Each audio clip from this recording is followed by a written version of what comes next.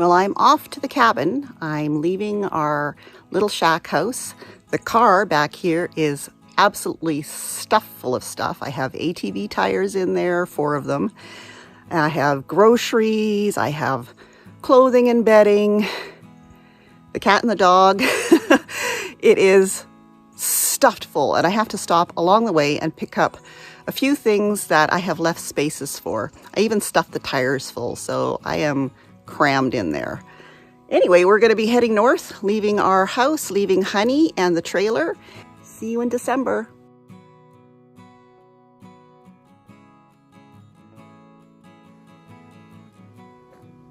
Back at the little cabin last night. Gave it a bit of a clean this morning, and now we're going to pack the ATVs. So we've unloaded everything from the car that needs to go into the cabin.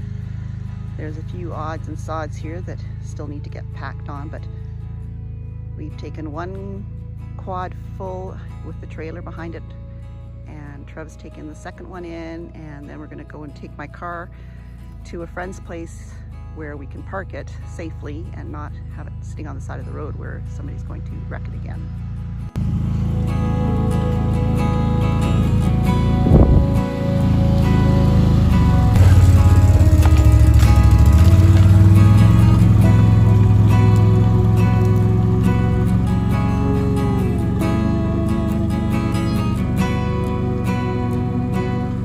So this part of our driveway, if you want to call it that, is always an issue because it's at the end of the swamp that comes out of the first lake.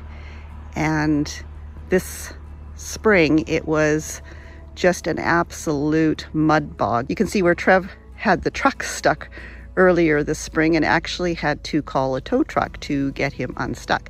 And this is why we don't take the cars in to the property. We can take the truck in because it's 4-wheel drive, but the cars are too low to be able to make it through this muck. Once the snow comes, we would never be able to get the cars out because we don't plow the driveway. We don't have any way to plow the driveway. We have to bring the truck out to the road to be able to get out of here.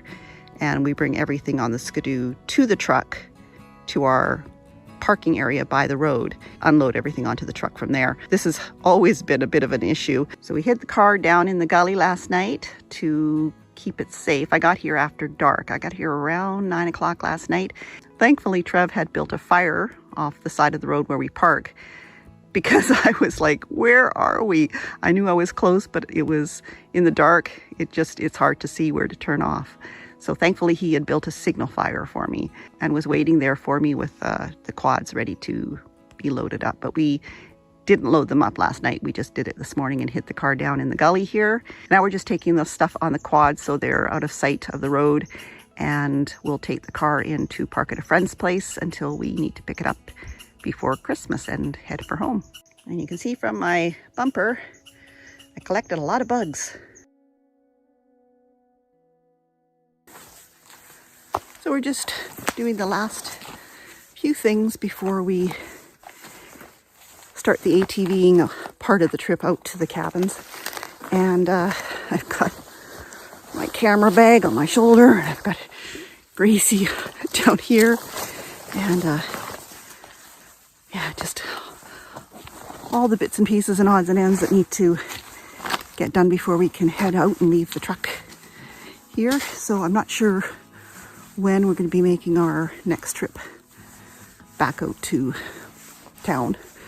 So everything has to come in so we don't have to keep on making trips. But we've got everything that I had in the car is on the ATVs, so I think we're good.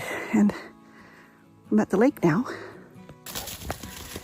And Sweetie is very excited to have her buddy Fred back in her life and her mummy. Let's go! Freddie's a very noisy player.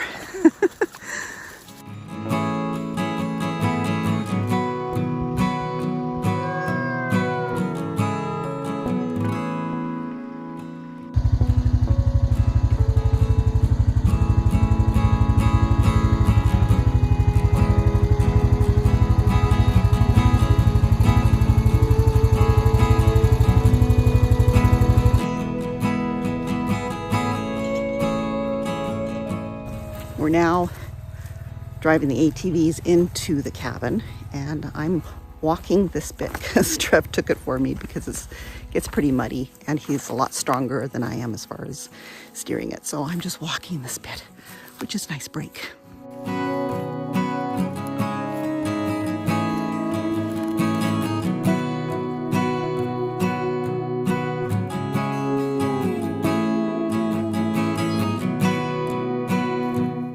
That's why it's muddy, is because this is basically a swamp. That up there is an esker, which are deposits from the glaciers.